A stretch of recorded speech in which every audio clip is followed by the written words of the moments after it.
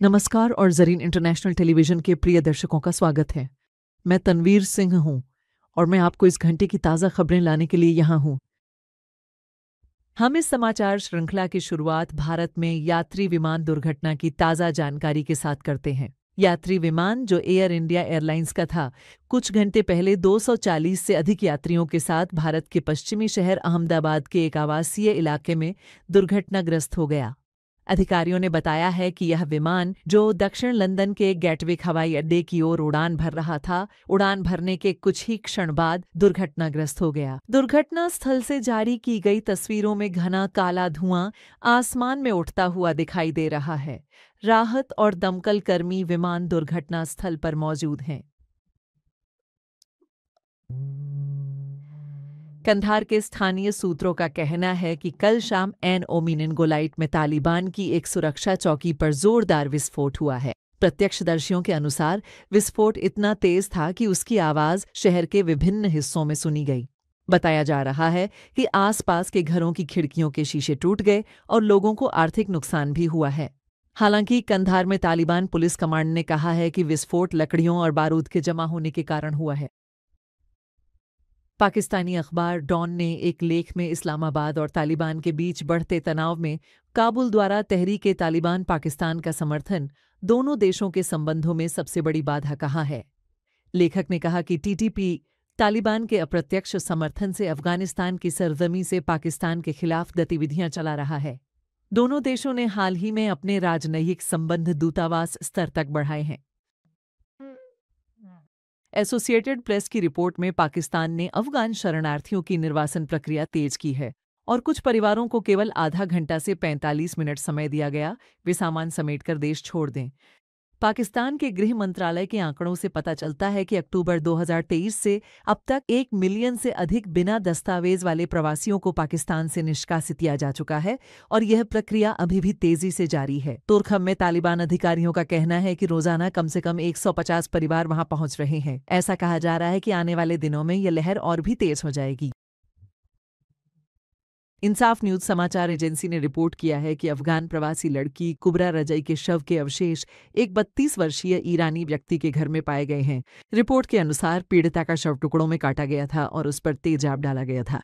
कुबरा रजई के क्षत विक्षत शव के कुछ हिस्से उसके लापता होने के कुछ हफ्ते बाद पाक दश्त के आसपास मिले थे, जिन्हें पहचानना संभव नहीं था, लेकिन डीएनए जांच के बाद उसकी पहचान की पुष्टि हो गई। कुबरा रजाई, जिसे शगायकव भी कहा जाता था, की हत्या ने व्यापक प्रतिक्रियाएं उत्पन्न की हैं। ईरानी मानवाधिकार कार्यकर्ता मेहदी अली नेजाद ने अफगान प्रवासी कुबरा रजाई की हत्या के मामले में इस्लामी गणराज्य की विफलता की आलोचना की है। उन्होंने जोर देकर कहा है कि कुबरा रजाई की जान ईरान की किसी भी अन्य महिला से कम मूल्यवान नहीं है और उन्होंने जिम्मेदार संस्थाओं से इस मामले की जांच की मांग की है। दूसरी ओर अफगानिस्तान की महिला विरोधी आंदोलनों के स्वतंत्र गठबंधन ने एक बयान में कुबरा रजाई की दर्दनाक हत्या की कड़ी निंदा की है। इस गठबंधन के सदस्यों ने इस हत्या की निष्पक्ष जांच और दोषियों को सजा देने की मांग की है। हमें प्राप्त एक वीडियो में दिखाया गया है कि तालिबान बलों और विरोध कर रहे लोगों के बीच रोजा शरीफ के परिसर में झड़प हुई है। एक चश्मदीद गवाह ने बताया कि इस शहर के कुछ निवासियों ने कल तालिबान के खिलाफ एकत्र होकर प्रदर्शन किया।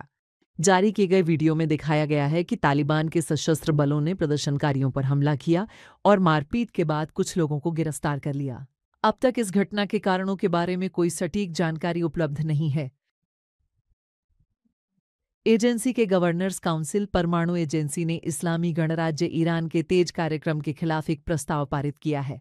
इस बयान में, जिसे फ्रांस, ब्रिटेन और जर्मनी के प्रस्ताव और अमेरिका के समर्थन से तैयार किया गया है, ईरान पर अपने सुरक्षा दायित्वों का पालन न करने का आरोप लगाया गया है।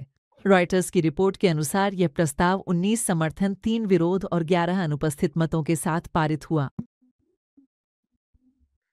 12 जून की तारीख रूस के नए गठन के दिन के बराबर है। यह दिन हर साल सोवियत संघ के विघटन के बाद 1990 से मनाया जाता है। पूर्व सोवियत गणराज्य की पहली जनप्रतिनिधि कांग्रेस ने 1990 में रूस की स्वतंत्रता की घोषणा को मंजूरी दी थी। एक साल बाद आम चुनाव आयोजित किए गए जिसमें बोरिस येल्त्सिन सोवियत संघ के विघटन के बाद रूस के पहले राष्ट्रपति चुने गए। आपके निरंतर समर्थन के लिए धन्यवाद। प्रिय दर्शकों, आप ज़रीन टीवी को अफ़गान प्रोकेस्ट नॉस्तो जेलविज ज़रीन टीवी ऐप या और हमारे सोशल मीडिया प्लेटफॉर्म्स पर देख सकते हैं। अगली बार तक आप दिव्य शांति और दया में सुरक्षित रहें। ख्याल रखें और आशीर्वाद हमेशा आपके मार्ग का अनुसरण करें।